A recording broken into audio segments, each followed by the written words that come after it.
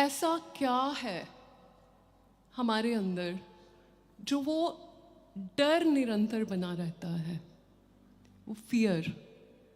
क्योंकि हमने अपनी अनलिमिटेड नेचर को कभी जानने की कोशिश ही नहीं की, हमें किसी ने बताया भी नहीं और हमने उस नेचर की तरफ कभी देखा भी नहीं।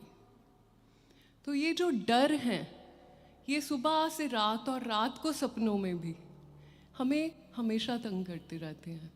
और जब तक हम डर में रहते हैं, हम अपनी फ्रीक्वेंसी को, अपने वाइब्रेशन को कभी ऊपर उठा ही नहीं सकते। तो इस डर से निकलने का रास्ता अभी इस अवस्था में क्या समझ में आता है? एनीबडी?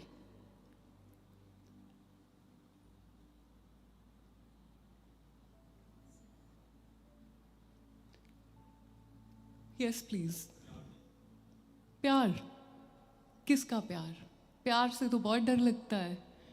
जिनसे हम प्यार करते हैं वो तो सबसे ज़्यादा हर्ट करने की पावर रखते हैं, क्योंकि हम उनको पावर दे देते हैं, अपनी कमज़ोरियाँ, अपनी भावनाएं बता देते हैं। तो किससे प्यार करोगे कि डर खत्म हो जाए?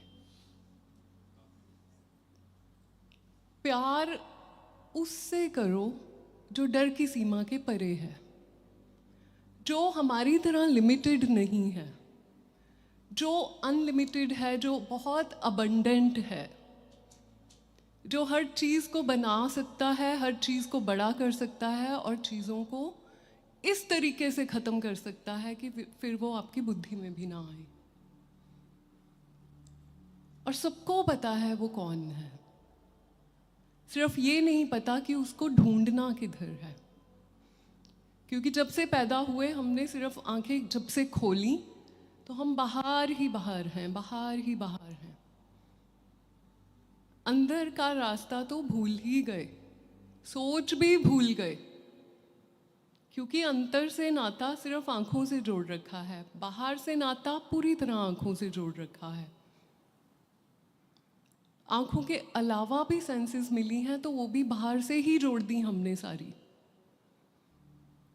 5 हमारी है ना मेन सेंसेस, तो स्वाद भी हम बाहर से लेते हैं, टेम्परेचर भी बाहर का देखते हैं, मौसम भी बाहर का देखते हैं, मटेरियलिस्टिक दुनिया भी बाहर ही है, स्वाद भी बाहर ही है।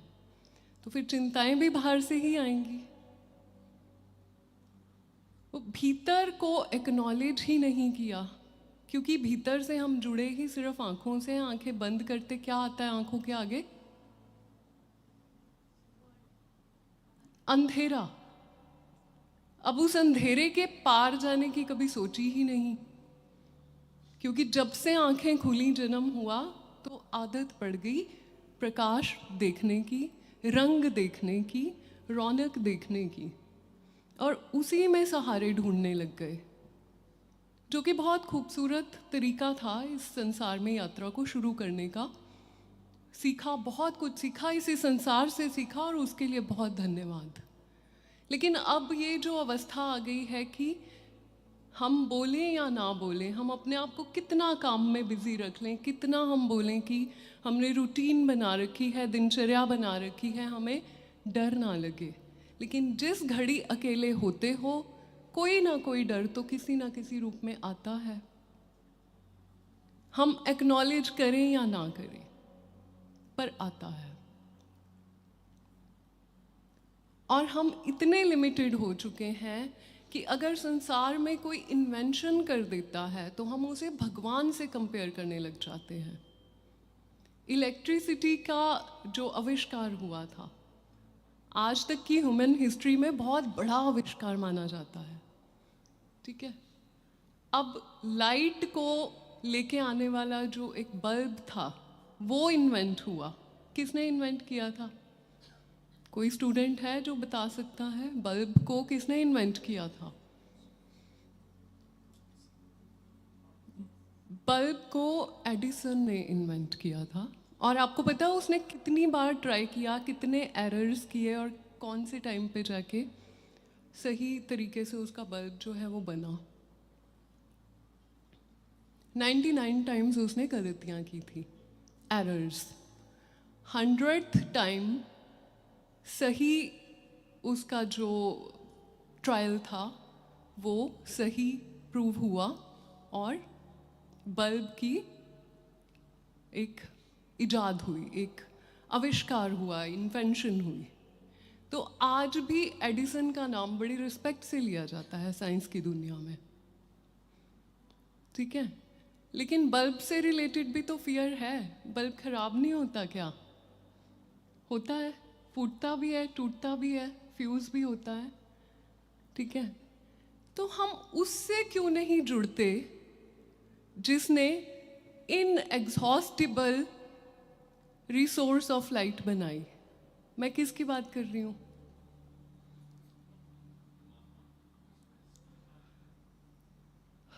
कौन सा ऐसा सोर्स है लाइट का जो फ्यूज नहीं होता?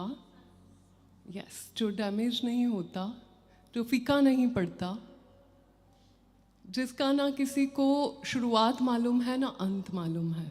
मतलब साइंस तो कहती है कि 4.5 4.6 बिलियन ईयर्स पहले कभी सन शुरू हुआ था, साइंस बोलती है।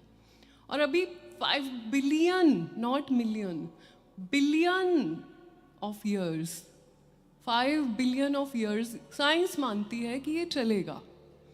वो उससे ज़्यादा भी चल सकता है अकॉर्डिंग टू देम। तो हम बल्ब से ही क्यों अटैच्ड हैं? हम सन से अटैच क्यों नहीं हैं?